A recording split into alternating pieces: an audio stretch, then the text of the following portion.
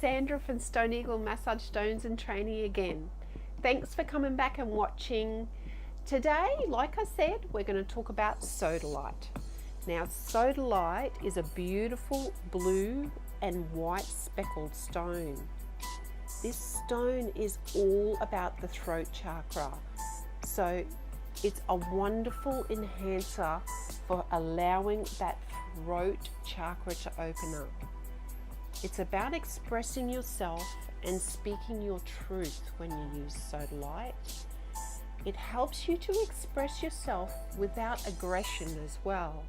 It doesn't have to be confrontation.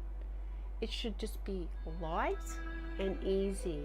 And this stone really helps with that. So I love this stone and I love working with it. It helps to ground you and to help you express yourself in a positive way. So I love this stone. Lapis is quite similar in its healing properties, but Sodalite is incredible. I just love this stone. Highly recommend this stone.